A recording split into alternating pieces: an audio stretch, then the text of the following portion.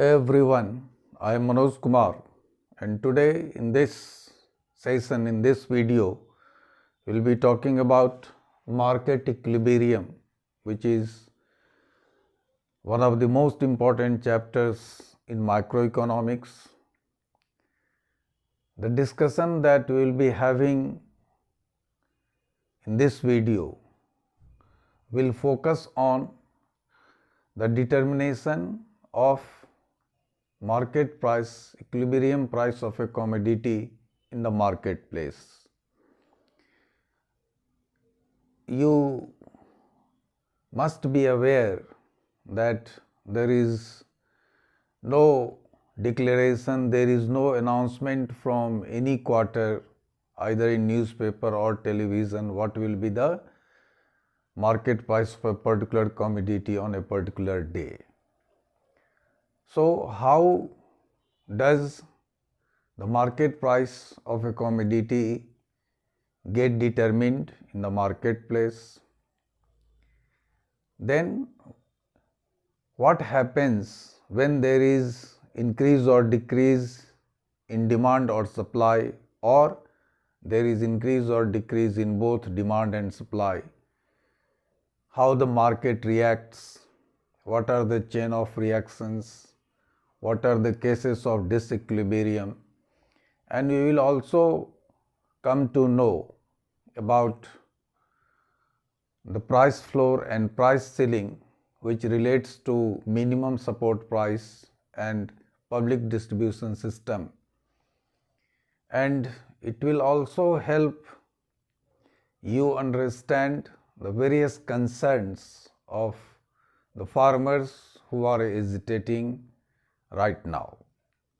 So, let us try to understand how the market price of a commodity is determined in the marketplace. In a market economy, the price of a commodity is determined by the market forces of demand and supply of that particular commodity. What did I say? I said that in a market economy, the price of a commodity is determined by the market forces of demand and supply of that particular commodity. And the system through which it gets determined is known as price mechanism. Now, let us see how it works. So, we are all aware that the demand of a particular commodity, when we draw the demand curve, its slope is downwards from left to right, and this is the demand curve, and the supply curve, its slope is upwards. Its slope is upwards. We are aware that the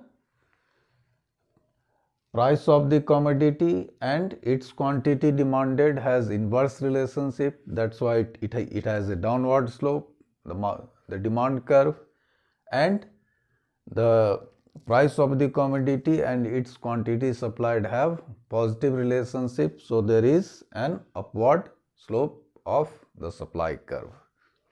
Now, what happens when we combine both these demand curve and supply curve in one diagram?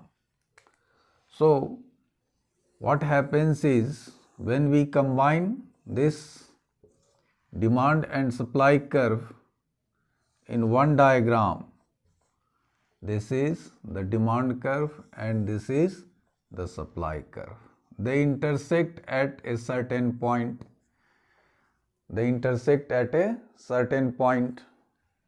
We draw a perpendicular on x-axis, which gives us the equilibrium quantity. When we say equilibrium quantity, we mean demand and supply both of a particular commodity. And we draw a perpendicular from here on y-axis, it gives us equilibrium price. This is the point of equilibrium where demand and supply of the particular commodity are equal. So this is known as price mechanism. This is known as price mechanism, and this is how the price of a commodity is determined in the marketplace. The market equilibrium for a commodity is at a price where demand and supply of the commodity are same. What did I say? I said that market equilibrium for a commodity is at a point where is at a price where the demand and supply of the commodity are same. This is how the price of a good is determined in the marketplace in a market economy. And this system, this process is known as price mechanism, right? Now, this is how the price of a commodity is determined. Now, there are different cases of disequilibrium. There are different cases of disequilibrium. So, we will now take up the cases of disequilibrium. Cases of disequilibrium. Now, we have three different scenarios in this case. In number one, supply remains constant, whereas demand either increases or decreases. Right? There is no change in supply, but there is increase or decrease in demand. In another scenario, demand remains constant and there is increase or decrease in supply. Right? And in third case, there is change, increase or decrease in demand as well as increase or decrease in supply. Right? Both demand and supply change. And when both demand and supply change, there can be three situations. The change in demand and supply is greater than the change in the increase or decrease in demand is greater than increase or decrease in supply. In another case, the increase or decrease in demand is less than increase or decrease in supply.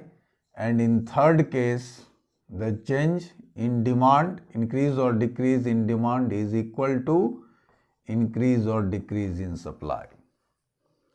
Right? So, these are the cases of disequilibrium. These are the cases of disequilibrium. Right? Now, we have to understand what happens when supply remains constant and there is increase or decrease in demand. So, how does it work? The supply is constant and let us say demand increases. In that case, what happens? Let us see. So, we will draw the diagram for price mechanism. This is demand curve and this is supply curve. This is the point of intersection. It is equilibrium point. Draw a perpendicular on x-axis. This gives equilibrium quantity. Draw a perpendicular on y-axis. It gives equilibrium price. Now, that is the diagram for price mechanism. Now, what does it say? That there is increase in demand. So, the demand shifts rightwards or upwards. It becomes D dash, D dash. This is the shift. Now, what happens to the equilibrium? The equilibrium also shifts from here to here. This is the new equilibrium E dash. So what happens to equilibrium price? Equilibrium price also goes up and equilibrium quantity also is greater. So as you can see here, due to increase in demand, the equilibrium price has also increased and equilibrium quantity has also increased. So what we have to do? First we draw the diagram for price mechanism, then we see the change. So what changes here? There is increase in demand, so we will shift the demand curve, and then we will find out new equilibrium price and new equilibrium quantity, right? That is, the first step is to draw the diagram for price mechanism. The second step is to do as whatever is given here. There is increase in demand, then we find out equilibrium price and equilibrium quantity. So who has reacted? Consumers have reacted. Consumers have reacted, there is increase in demand. Now whose turn it is to react? Obviously it is the turn of suppliers. So when there is increase in demand, the equilibrium price goes up. How the suppliers will react? Since the equilibrium price has gone up, obviously suppliers will increase the supply, and in that case what happens is the supply also increases. The supply also increases, it becomes S dash, S dash, and now this is the new equilibrium, E dash. Again the equilibrium price has come to its original level and quantity has increased. So this is how, when there is disequilibrium, the market reacts and the equilibrium price again comes back to its original position. Similarly, what happens when there is decrease in demand, whereas supply remains constant? Again we will draw the diagram for price mechanism. Find out the equilibrium point, draw a perpendicular on x-axis. To get equilibrium quantity, draw a perpendicular on y-axis to get equilibrium price. Now supply is constant and the demand decreases. So demand, when there is decrease in demand, it will shift leftward or downward. So this is D dash and D dash. Now this is the new equilibrium. This is the new equilibrium. So this is the EP dash and this is EQ dash. Now due to less demand, decrease in demand by the consumers, the equilibrium price has come down and the quantity has also come down, right? Now how the suppliers would react? Since there is decrease in the equilibrium price, suppliers would also decrease the supply of the commodity, and when there is decrease in supply, the supply curve will move upwards. The supply curve will move upwards. This is S dash and S dash. Now this is the new equilibrium, E dash, and this is the new equilibrium quantity.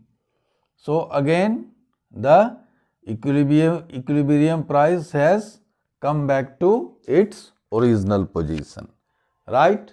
So as you have seen that in all these cases of disequilibrium, what happens is, first we draw the diagram of price mechanism, find equilibrium price and equilibrium quantity, and then we will shift the demand curve or supply curve or both, whatever is being given, and then we will find out the new equilibrium price and new equilibrium quantity. If there is change in demand, increase or decrease in demand, suppliers should react, and if there is increase or decrease in supply, the consumers would react. So this is how the price of a commodity gets determined. This is the equilibrium state for a particular commodity, and these are the cases of disequilibrium.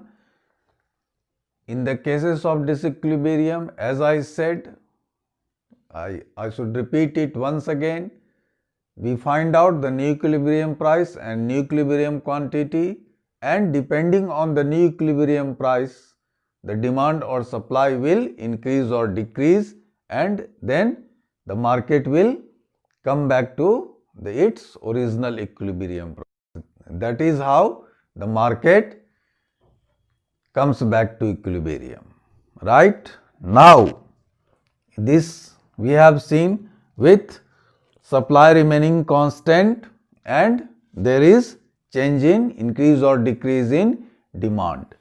Now we will see what happens when demand remains constant and there is increase or decrease in supply. So what happens is, here again we draw the diagram of price mechanism. This is demand curve, this is supply curve, this is the point of intersection, point of equilibrium. Draw a perpendicular on x-axis to get equilibrium quantity, draw a perpendicular on y-axis to get equilibrium price. Now there is no change in demand but supply increases. When supply increases, this supply curve will shift rightwards. So this is S dash and S dash. So due to increase in supply, now we have new equilibrium point at here, E dash. So equilibrium price is here and equilibrium quantity is here, right? So what has happened to the equilibrium price? It has come down. It has come down. Now there has been change in supply, due to which there has been increase in supply, due to which equilibrium price has come down. Now consumers will react. Since there is decrease in the price, the demand will increase. And this is the new demand curve and this is the new equilibrium. Again, as you can see, the price has come back to the original equilibrium price, whereas the quantity has increased, right? So now through these three examples, we have seen what happens when there is increase or decrease in demand or supply, whereas one remains constant. When there is change in both demand and supply, in that case also we will find out the new equilibrium price, and as per increase or decrease in nuclear equilibrium price, there will be increase or decrease in supply, and the market will again come back to the equilibrium, right? I hope now you have got a feel of how the price of a commodity is determined in the marketplace, what is the market equilibrium, and what happens when there is disequilibrium, and how the market reacts, what are the chain effects due to increase or decrease in demand or supply or both, right? Now, one more concept is here, and that is about price floor and price ceiling.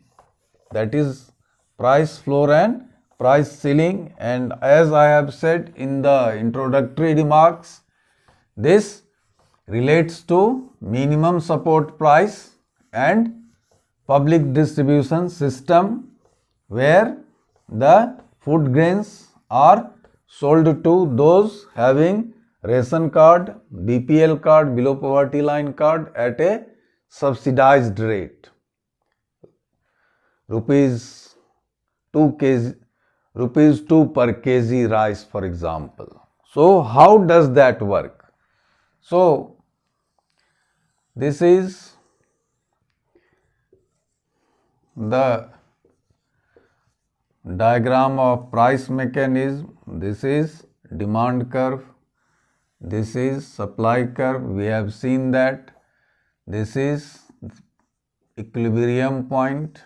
Draw a perpendicular on x-axis to get equilibrium quantity, and draw a perpendicular on y-axis to get equilibrium price.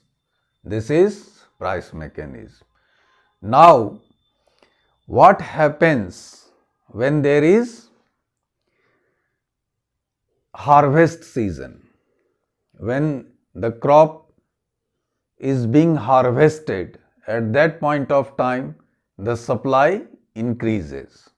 If there is bumper crop, then the supply increases substantially, and as we have seen, if the supply increases, the equilibrium price will come down, right? So what happens is, when there is bumper crop, or even when there is normal crop, there is glut in supply. There is glut in supply. So the equilibrium price comes down. Now what happens is, the farmers, the growers, the producers are not able to get even their input cost. You must have seen visuals of farmers dumping their potato or tomato or other vegetables on the road somewhere else. Why do they do that? Because they are not able to get even their input cost. And nowadays agriculture is capital intensive. They take lot of loans from the banks. Chemical fertilizers, irrigation, high HYV seeds, insecticides, pesticides. There are lot of input cost which farmers have to incur. So when there is bumper crop, when the supply will shift downwards, then there will be decrease in equilibrium price, and growers, farmers won't be able to recoup, get even their input cost. So here the government comes into picture, and like the film Main Hoon Na, the government says, don't worry, we will give you remunerative price. We will fix a price which is higher than your input cost, so that farmers, you may not suffer losses. So in that case, what happens is, the equilibrium price is here, but the government fixes a price which is higher than the equilibrium price. This is the price fixed by the government. Now what happens at this price? At this price, demand is here and supply is here. So when the market price is more than equilibrium price, then this is a case of excess supply. This is a case of excess supply, and this is what is known as MSP, minimum support price, which the government gives so that the farmers are able to recoup their input cost.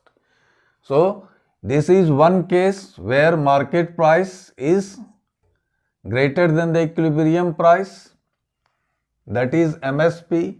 Now there is public distribution system where those below poverty line or even above poverty line, they carry their ration card to the shop, public distribution system, and there the government fixes a market price which is lower than the equilibrium price, this is a case where market price is less than equilibrium price. This is the public distribution system. And when this is the price, in that case, this is the supply and this is the demand. So here in this case there is excess demand. So what the government does is, here it is excess supply, the government mops up, gathers these excess supply by providing minimum support price to farmers, and then diverts those mopped up food grains to here where there is excess demand and supply those food grains through public distribution system at a price which is less than the equilibrium price. Right? So this MSP, this price where the market price is higher than the equilibrium price, this is known as price floor. And the case where market price is less than equilibrium price, this is known as price ceiling. Now I am standing on the floor. I can go down the floor only when there is crack in the floor. And this is ceiling fan is there.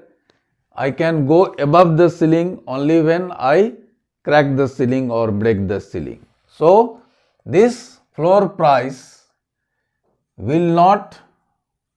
this price floor will not come down. This cannot be reduced. It can go up higher. That is fine. If MSP is reduced, the price that farmers would be getting would get decreased, which will decrease their profitability. And here there is price ceiling. It cannot go up. It can come down. If rice is being given for rupees 2 per kg, it cannot be made rupees 3 per kg, but it can be made rupees 1 per kg. So this is known as price floor, which is for minimum support price, and this is price ceiling, which is for public distribution system. The government collects this excess supply by giving farmers MSP and supplies these food grains to those who are below poverty line or who carry ration card through the public distribution system, and this is what is known as price ceiling. So if farmers are not given MSP, in that case what happens is they are made to sell their produce at a price which is lower than the equilibrium price, because there is glut in the market at the time of harvest season. So this is how MSP and PDS is there. This is how we come to know about price floor and price ceiling, and it will give you a fair idea of how it works, how through this MSP the government maintains a buffer stock. Must have read about buffer stock in your class 9 and 10, which is a kind of buffer, shock absorber in cases of emergency when there is flood or drought or wherever there is substantial decrease in the output.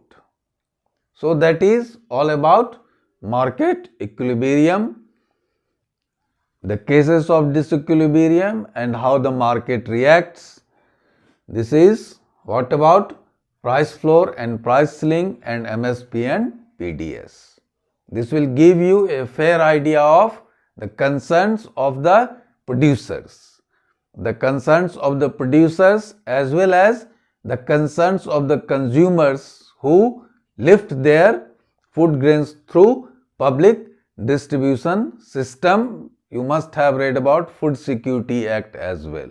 So that is how all of it works, right? I hope you are able to get the basic contents, the topics, the price mechanism, the cases of disequilibrium and how the market reacts, and again market equilibrium is achieved, right? Thank you.